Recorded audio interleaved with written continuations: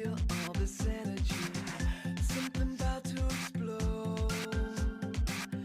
Turn it down, make it loud, 'cause we wanna go crazy. We wanna go crazy. Release it. Let's get 'em up. Let me see those hands, hands. Let's go, get on the floor. Everybody dancing. Shout, shout, keep breaking out. Doing what we like, rock this world tonight. And we sing, oh, oh, oh, oh, oh, oh, oh, oh, oh. Look up in the sky. From the east to the west, we're connected by a feeling we can't explain. Gotta move, shake it up, get a little wild, crazy. We wanna go crazy. We wanna break free from the things we know. Stand back, we're about to blow. Release.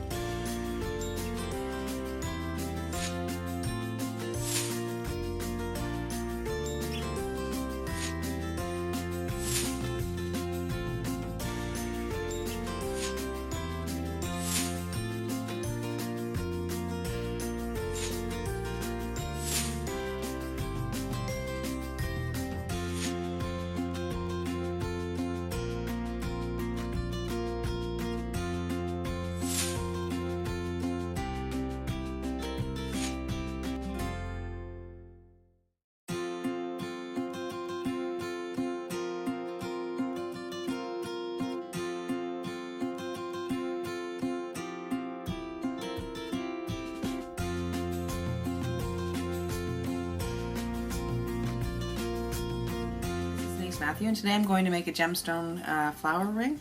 I've made a few here already, and they have different size stones, and I'm going to use quite a large stone to do the video so you can see how they look. Alright, so we're going to start out with, this is a 20 gauge wire. It's about 8 inches, give or take. You can use less if you're going to make a smaller ring, but this is just sort of a standard, so you can do whatever size you like. Okay, so in the center I'm just going to do a wrapped loop.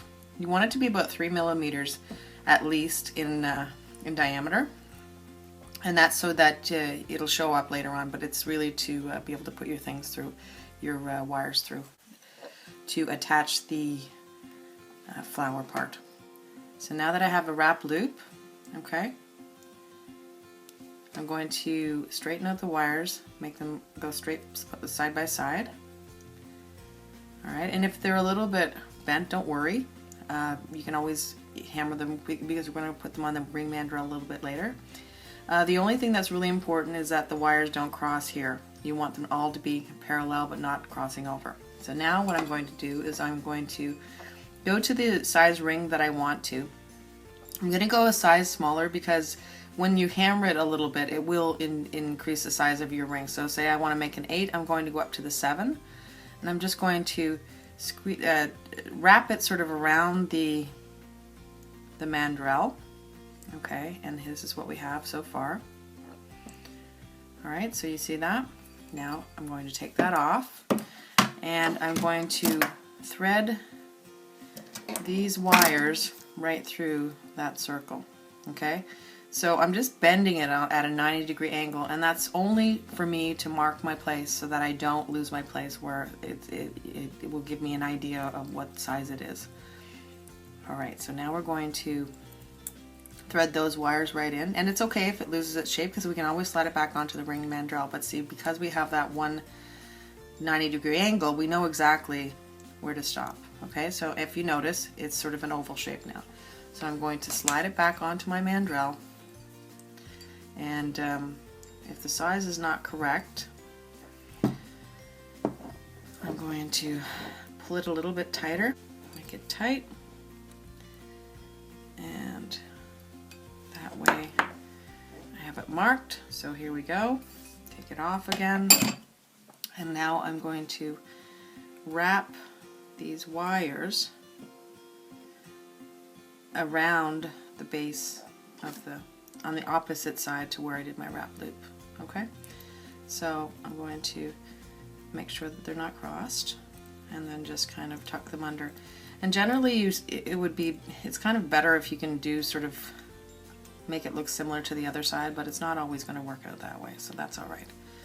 And so I'm just going to do two wraps really, and that'll be enough. I'm going to trim back these wires, and then just adjust it so nothing is sticking out. And this will be our ring form. Okay, again, if it loses its shape, slide it back onto the ring mandrel. But again, you're going to do that at the very end just to finish the product, finish the ring. You're going to do that at the very end. Okay, so this is what I have so far. Now, lay that aside.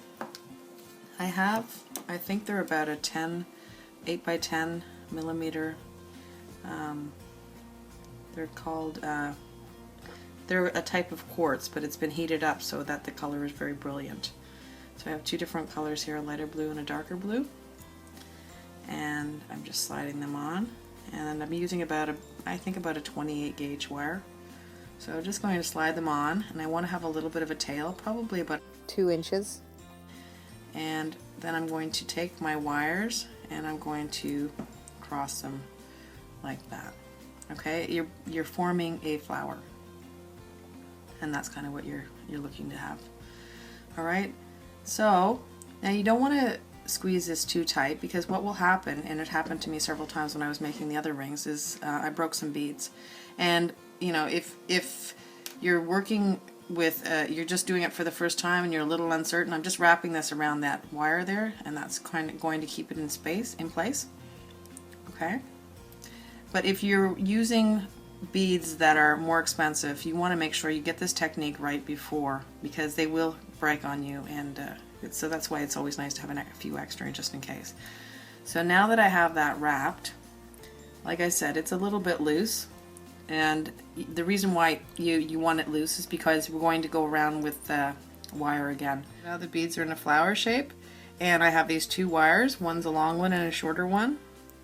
Okay, so you're going to bend the wires down so it's almost like a stem of a flower. Okay, so this is what you're having right here, like that style. Okay, now what I'm going to do is I'm going to take those two wires and I'm going to thread them right through that hole in that ring that I've already made, the ring form. And I'll show you that in a second, once I get them in. Alright, so both of them are right through that hole. And then I'm going to position this, and what you want to do is you want to position your hole between your beads right over the hole on the ring form. Alright? Okay, so like that.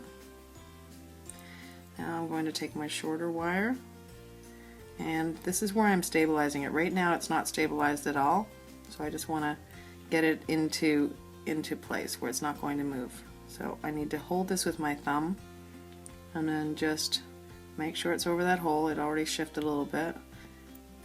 Okay.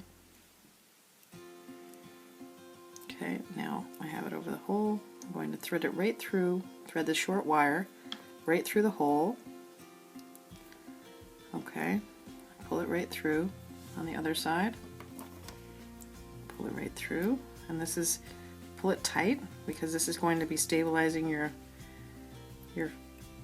gemstones to your ring.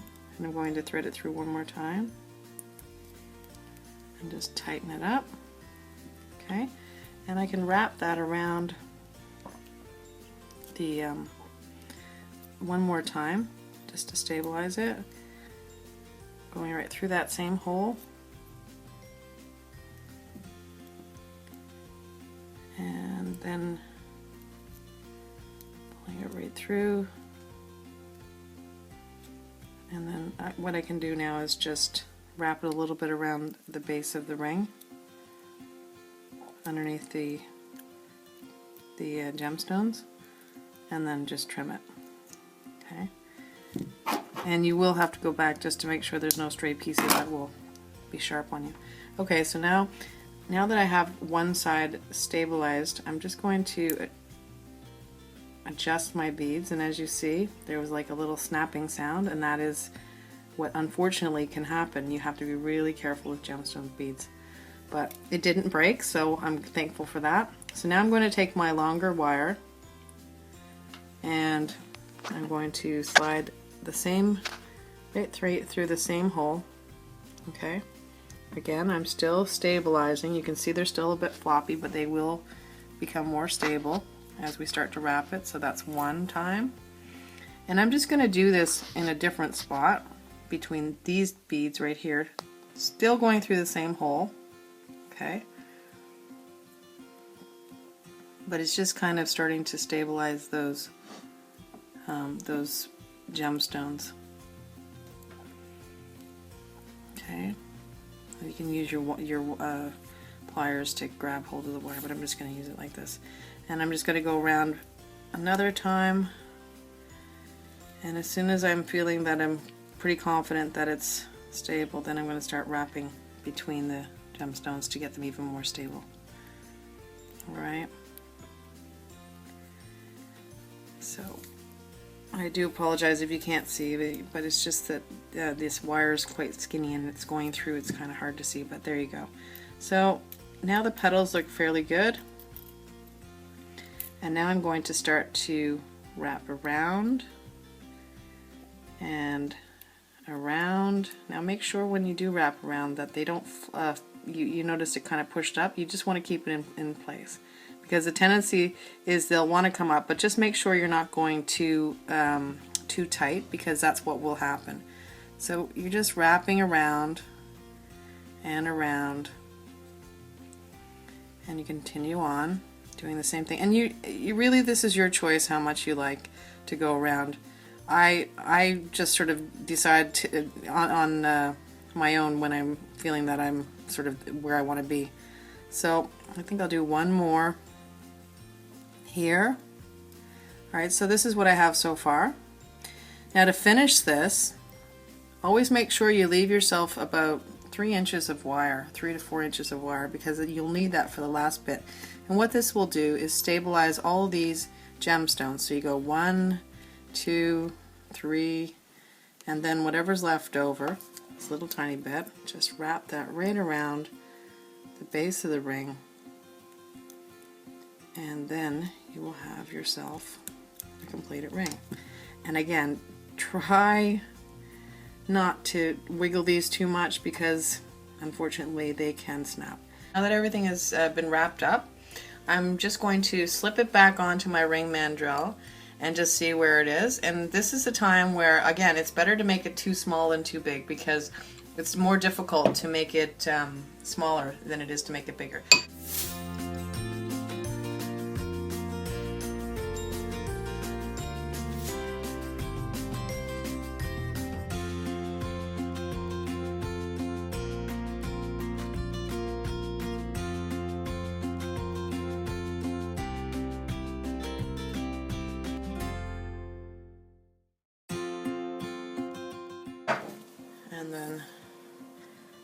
And then that would be perfectly round again. Alright, and just be careful of your beads. That completes the tutorial. I hope you enjoyed it. If you like it, please like, share, subscribe, and comment, and I will see you next time. Thanks for coming. Bye for now.